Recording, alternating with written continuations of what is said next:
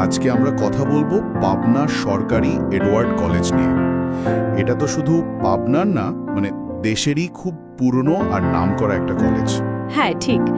পাবনার একেবারে কেন্দ্রেই এর অবস্থান, আর বাংলাদেশের সেরা সরকারি কলেজগুলোর মধ্যে একটা হিসেবেও কিন্তু এর পরিচিতি আছে। আমাদের কাছে যে তথ্য আছে সেটা বলছে এর শুরুটা সেই 1898 সালে। বাহ, অনেক পুরনো তো। হ্যাঁ, অনেক পুরনো। তখনকার ভারতের লেফটেন্যান্ট গভর্নর ছিলেন স্যার এডওয়ার্ড লো। ওনার নামেই কিন্তু কলেজের নাম হয় এডওয়ার্ড কলেজ। আর তারপর বেশ কয়েক বছর পর 1968 সালে এটা সরকারি হয়ে যায়, তাই তো? হ্যাঁ, ঠিক। তখনই এর নাম হয় পাবনা সরকারি এডওয়ার্ড কলেজ। এই সরকারি হওয়াটা কিন্তু এর মর্যাদা আর কাজের পরিধি দুটোই অনেক বাড়িয়ে দিয়েছিল। সরকারি হওয়ার পর এর কলেবর বাড়ে, জাতীয় শিক্ষানীতির সাথে মিলিয়ে নতুন নতুন ডিপার্টমেন্ট খোলা বা ধরুন শিক্ষক নিয়োগ, এই জিনিসগুলো সহজ হয়। আর তাছাড়া সরকারি পৃষ্ঠপোষকতাও তো একটা বড় ব্যাপার, তাই না? কলেজের প্রশাসনিক আর্থিক কাঠামো এগুলো আরো মজবুত হয়। এটা তো এখন জাতীয় বিশ্ববিদ্যালয়ের অধীনে। হ্যাঁ, জাতীয় বিশ্ববিদ্যালয়ের অধিভুক্ত। এখানে তো এখন উচ্চ মাধ্যমিক থেকে শুরু করে একেবারে মাস্টার্স পর্যন্ত পড়ার সুযোগ আছে। বাহ, সায়েন্স, আর্টস, কমার্স সব দিকেই। একদম।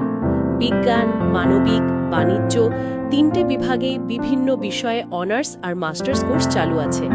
বাংলা, ইংরেজি, ইতিহাস, রাষ্ট্রবিজ্ঞান, পদার্থবিজ্ঞান, রসায়ন, গণিত। হ্যাঁ, ব্যবস্থাপনা, হিসাব বিজ্ঞান, এরকম অনেক বিষয়। এই যে এতগুলো বিষয়ে অনার্স মাস্টার্স করার সুযোগ, এটা তো তাহলে পাবনা বা আশেপাশের অঞ্চলের ছেলেমেয়েদের জন্য বিশাল একটা ব্যাপার। অবশ্যই বিশাল ব্যাপার। না হলে তো উচ্চশিক্ষার জন্য সবাইকে সেই ঢাকা বা অন্য বড় শহরে যেতে হতো। এডওয়ার্ড কলেজ কিন্তু এই জায়গাটায় দারুণ একটা ভূমিকা রেখেছে। বহু ছেলে মেয়ে নিজেদের এলাকাতেই পড়াশোনা শেষ করে কর্মজীবনে ঢুকতে পারছে। সত্যি। আচ্ছা, ক্যাম্পাসটা কেমন? শুনলাম বেশ বড় আর সুন্দর। হ্যাঁ, ক্যাম্পাসটা বেশ বড়সড় আর অনেক সবুজ, মনোরম পরিবেশ যাকে বলে আর কি।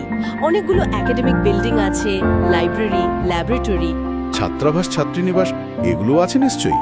হ্যাঁ, হোস্টেল সুবিধা আছে। আর শুধু পড়াশোনা না, কালচারাল অ্যাক্টিভিটি, খেলাধুলো এগুলোর চর্চারও ভালো সুযোগ আছে বলে জানি। একটা ভালো ক্যাম্পাস তো ছাত্রছাত্রীদের পুরো বিকাশের জন্যই দরকারি। অবশ্যই। তবে এটাও মাথায় রাখতে হবে, এত বছরের পুরনো একটা প্রতিষ্ঠানের তো এই বিশাল পরিকাঠামো মেনটেন করা, সেগুলোকে আপ টু ডেট রাখা, এটাও কিন্তু একটা কম চ্যালেঞ্জ না। বলা হয় এখান থেকে নাকি অনেক বিখ্যাত মানুষজন পাশ করেছেন। হ্যাঁ, এই কলেজের একটা গৌরবময় দিক তো এটাই। অনেক রাজনীতিবিদ, অধ্যাপক, সাহিত্যিক বা ধরুন সরকারি বড় কর্মকর্তা, এরকম বহু কৃতি ব্যক্তিত্ব এই কলেজের ছাত্র ছিলেন।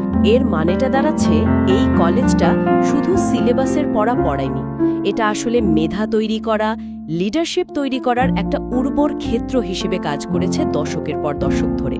শুধু পাবনা নয়, বলতে গেলে পুরো উত্তরবঙ্গের উচ্চশিক্ষার বিস্তারে এর অবদানটা কিন্তু অস্বীকার করার উপায় নেই।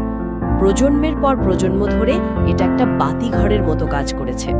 100 বছরেরও বেশি সময় ধরে শিক্ষা, সংস্কৃতি আর ওই অঞ্চলের উন্নয়নে এর যে ভূমিকা, তা সত্যিই অসাধারণ।